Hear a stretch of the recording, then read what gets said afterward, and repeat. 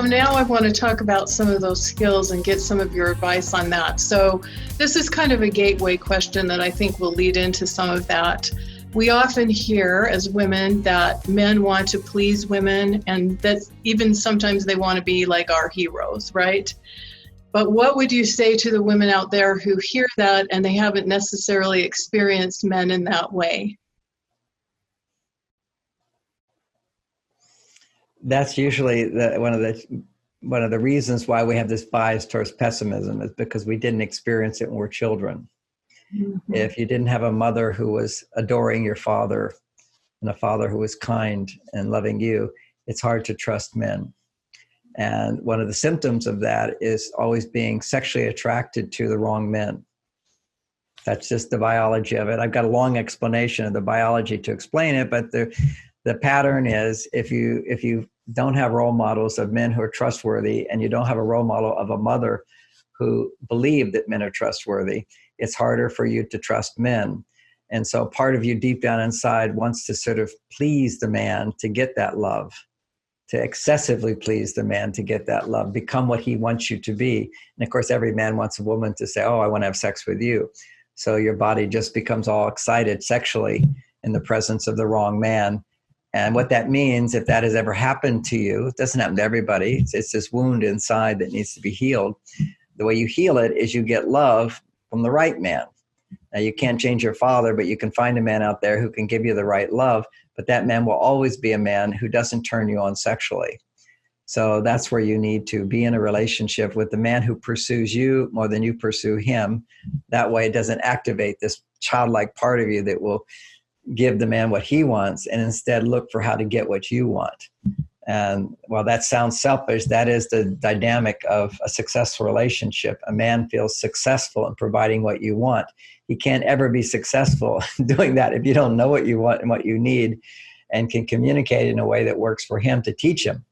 You see, men are teachable. Now, you don't say that they don't want you to be their teacher, but they're trainable. You as women are not trainable. You're teachable if you have a teacher that you think is good, but you're not generally not by your spouse are you teachable. But men are trainable by their spouse. So, if a man is with a woman who doesn't know how to love, it's kind of hopeless for him to change her. But women, you can change men by training them. You're not really changing him. You're controlling him without control. You're training him, just like you would do a dog, basically. You ask for things, small requests, sit, and he gets a big reward. He learns to sit in your presence. It's a journey. Now, let's say he's already trained. That means he had a dad who provided for his mother and was very successful at that. Those guys are rare. And because in the father's generation, the skills that men had then were the skills who made money to please a woman. Okay, so that's all you had to do. My dad made money. Not a whole lot, but he was more successful than most around the neighborhood. So that was a prize. My mother had 7 children. She was busy raising children most of her life. And he provided for her. And that's all she needed from him. And then he felt love from her, you see, and they had sex and she loved him. And that was because he provided something.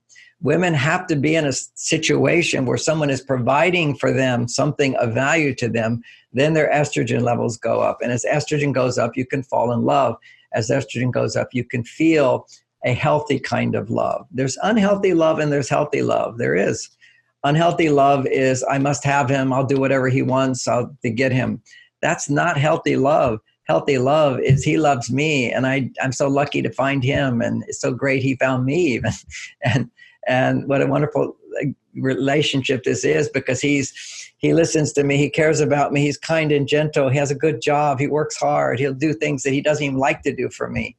He does all these sacrifices with a smile. It's amazing. He carries heavy things. He does dirty jobs outside and doesn't complain. He doesn't whine.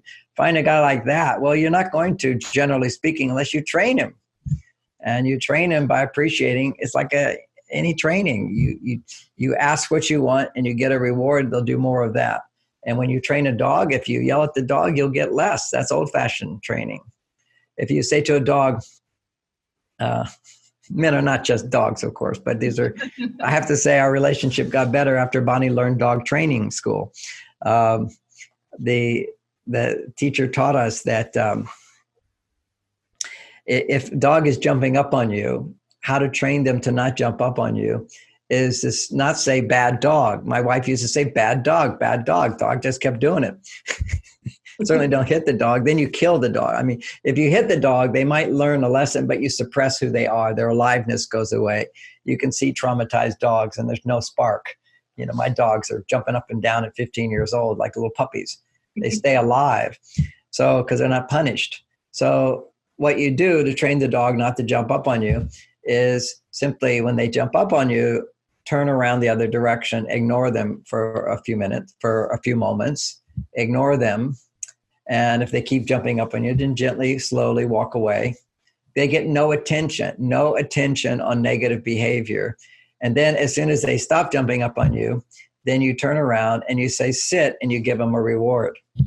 So what you've just done is shifted from focusing on a negative behavior to giving them a positive behavior that you reward. And this is called positive reinforcement, which is true of all species, including men. Mm-hmm. So what are some of the ways that we can give that kind of positive reinforcement, and what are some of the kinds of ways that we can use, the language we can use that helps a man to hear in a way that he's more able and willing to respond? You're right. That makes sense. What a good idea. Brilliant. Oh, that's so helpful. I'll say it again. You're right. Oh, what a good idea. Oh, that makes sense. Oh, brilliant. That is so helpful. I didn't know that. Thank you. So that's called appreciation and acknowledgement. Appreciation, acknowledgement. Now, that is not going to be real unless you need a man. See, vulnerability is not just, oh, I'm crying about something, although you might. Vulnerability is also feeling appreciation. Vulnerability is simply being in a state where you recognize, I depend on this person for something. So you cry when you depend on them for something and they're not there. And you smile when you depend on them for something and they're there.